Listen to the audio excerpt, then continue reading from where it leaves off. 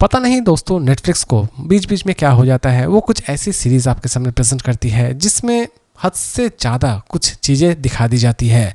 जी हाँ दोस्तों, मैं बात करने जा रहा हूँ एक ऐसी सीरीज़ के बारे में जिसकी स्टोरी एक्चुअल में एक नॉवल से ली गई है। जी हाँ दोस्तों, मैं बात करने जा रहा हूँ 100 years of solitude season 2 web series के बारे में, जिसे फाइनली रिलीज़ कर दी गई है नेटफ्लिक्स पर। दोस्तों दुख की बात यह है कि इसे फ़िलहाल अभी तक हिंदी में डब्ड नहीं की गई है, यानी कि अगर आप इस सीरीज़ को देखने में थोड़ा बहुत भी इंटरेस्ट रखते हैं तो आपको इसे इंग्लिश में ही देखना पड़ेगा। इसके टोटल 8 एपिसोड रिलीज़ किए गए हैं और हर एक एपिसोड लगभग 1 घंटे की है, यानी कि 1 घंटे के ऊपर की है। यानी कि जब भी आप इस सीरीज़ को देखने के लिए बैठे तो आपके हाथ में एटलीस्ट अच्छा खासा समय होना ही चाहिए। इसे दोस्तों अपने फैमिली के साथ देखने की गलती बिल्कुल भी ना करें, क्योंकि इसमें आपको न्यूडिटी, सेक्सुअल चीज़ें और भी बहुत सारी ऐसी चीज़ें नजर आने वाली होगी जो कि आप अपने फैमिली के साथ देखने में बिल्कुल भी कंफर्टेबल फील नहीं करेंगे। फिर भी डिसीजन पूरी तरह से आपका ही होना चाहिए कि आप इस सीरीज को किसके साथ देखते हैं। दोस्तों इसकी कहानी की अगर हम बात करें तो इसकी कहानी एक आदमी की एडवेंचर को दिखाती है।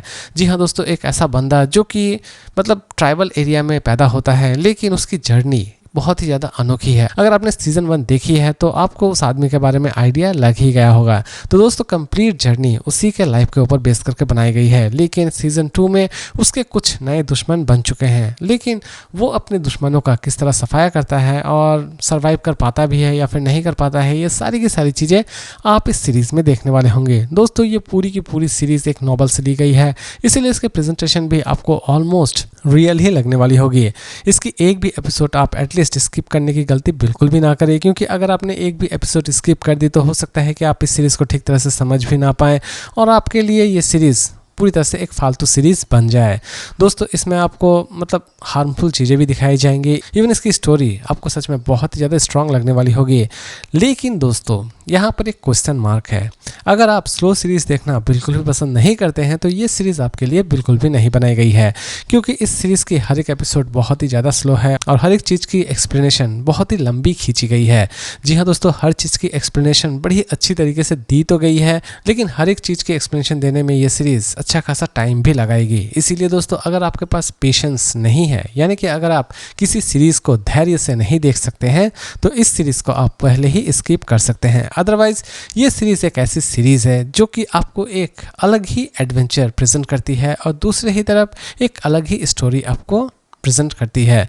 दोस्तों ये सीरीज़ शांत दिमाग वालों के लिए है और ये सीरीज़ सिर्फ उन्हीं लोगों के लिए है जो कि नॉवल टाइप या फिर based on true type stories देखना बहुत ही ज़्यादा पसंद करते हैं। ओवरऑल दोस्तों ये सीरीज़ सबके लिए तो बिल्कुल भी नहीं है। तो दोस्तों ये सीरीज़ तो रही मेरे लिए काफ़ी हद तक अच्छी और मेरी तरफ से इसकी रेटिंग होगी 5 में 4.8 स्टार। जी हाँ दोस्तों, इसकी स्टोरी सच में अमेजिंग है और इसकी रेटिंग 4.8 के ही लायक है। इसमें आप किसी भी तरह की कोई मिस्टेक नहीं निकाल पाएंगे। जो भी एक आध रेटिंग घटती है वो सिर्फ और सिर्फ इसकी स्लो प्रेजेंटेशन की वजह से है, अदरवाइज इसमें आप किसी भी तरह का कोई मिस्टेक नहीं निकाल पाएंगे। हर एक एक्टर के एक्टिंग से लेकर हर एक चीज़ इस सीरीज़ में परफेक्ट बिठाई गई है। तो दोस्तों उम्मीद करता हूँ कि आज का ये सिंपल रिव्यू आपको पसंद आया होगा। फिर मिलते हैं एक नए और इंटरेस्टिंग रिव्यू के साथ।